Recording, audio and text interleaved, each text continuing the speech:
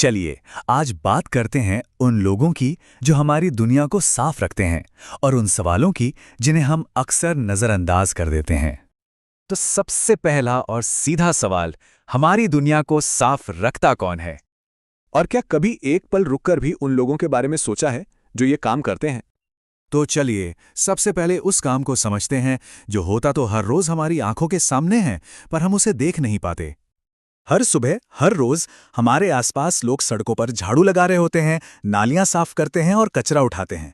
ये एक ऐसा नज़ारा है जो इतना आम हो चुका है कि शायद हम इस पे ध्यान देना ही भूल गए हैं। अब जरा कल्पना कीजिए, अगर सिर्फ एक हफ्ते के लिए ये काम रुक जाए तो क्या होगा? सोचिए, अगर किसी स्कूल या घर के बाहर पड़ा कचरा कोई उठा ही नहीं। नतीजा, चारों तरफ बदबूदार कचरे के ढेर लग जाएंगे, बीमारियां फैलने का खतरा होगा, मतलब एक बड़ा पब्लिक हेल्थ संकट। सच तो यह है कि यही मेहनत है जो पूरे समाज को सेफ रखती है। लेकिन असल सवाल तो यह है कि ये इतना जरूरी काम करता कौन है और क्यों? और यहीं से कहानी एक बहुत गहरा मोड़ लेती है। जन्म से मिला एक पेशा। देखिए, इस पूरी कहानी के केंद्र में है अस्पृश्यता की प्रथा, मतलब कुछ लोगों को छोटा या अपवित्र मानकर उनके साथ भेदभाव करना और उन्हें कुछ खास कामों में धकेल देना। ये प्रथा सदियों से चली आ रही है और समाज में इसकी जड़ें बहुत गहरी हैं। और असलियत ये है कि ज्यादातर लोगों के लिए ये काम कोई चॉइस नहीं है, ये एक विरासत में मिला हुआ पेशा है जो पीढ़ी दर पीढ़ी बस चला आ रहा है। सफाई कर्मचारियों के साथ हुए एक इंटरव्यू से एक चौंकाने वाली बात सामने आई। एक व्यक्ति ने कहा, कॉलेज की डिग्री होने के बाद भी हमारे समुदाय के लोगों को दूसरी नौकरी ढूंढने के लिए स्ट्रगल करना पड़ता है। ये दिखाता है कि ये भेदभाव कितना गहरा है और आज भी मौजूद है। लेकिन ऐसा नहीं है कि नियमों को बस चुपचाप मान लिया गया। इतिहास गवाह है कि इन्हें हमेशा चुनौती दी गई है। चलिए देखते हैं कैसे। महात्मा गांधी की साबरमती आश्रम में एक बहुत ही सरल लेकिन बहुत ही क्रांतिकारी नियम था। आश्रम में आने वाले हर मेहमान और वहां रहने वाले हर इंसान को अपना टॉयलेट खुद साफ करना पड़ता था। ये काम को लेकर बनी सोच पर एक सीधी चोट थी।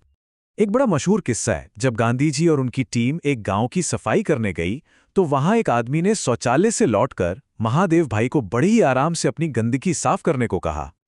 उसे लगा कि ये तो उनका काम है ही नहीं, ये तो किसी और को ही करना है। ये छोटी सी घटना उस समय समाज में जड़े जमा चुके गहरे भेदभाव को साफ साफ दिखाती है।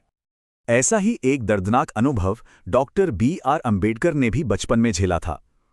एक नाई ने उनके बाल काटने से सिर्फ इसलिए मना कर दिया क्योंकि उसे डर था कि उनके बालों को छूने से उसका उस्तरा गंदा हो जाएगा।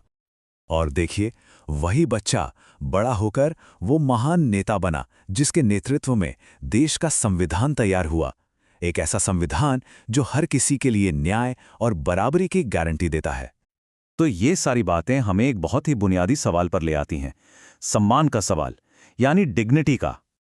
जरा सोच कर देखिए, ऐसे कौन से काम हैं जिन्हें आमतौर पर कोई भी अपनी मर्जी से करना पसंद नहीं करेगा? वजह बिल्कुल साफ है ना? पहली बात, ये काम बेहद अनहाइजीनिक होते हैं, खतरनाक भी होते हैं। इनमें काम करने वालों के पास अक्सर कोई सेफ्टी इक्विपमेंट तक नहीं होता। और सबसे बड़ी बात, ये काम इंसानी गरिमा के खिलाफ महसूस होते हैं। तो फिर इसका हल क्या है? जवाब हम सबकी एक साझा जिम्मेदारी में छिपा है। गांधी जी का एक मूल मंत्र था।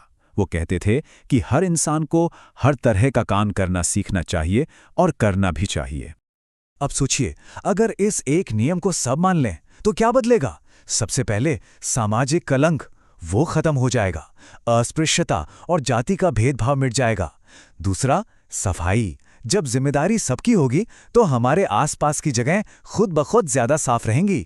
और सबसे जरूरी, आपसी सम्मान। हर काम को इज्जत की नजर से देखा जाएगा, चाहे वो कोई भी काम क्यों ना हो। और अंत में ये पूरी बातचीत हमें एक बहुत ही निजी सवाल पर लाकर छोड़ देती है कि अपने अपने घरों में ये काम कौन करता है।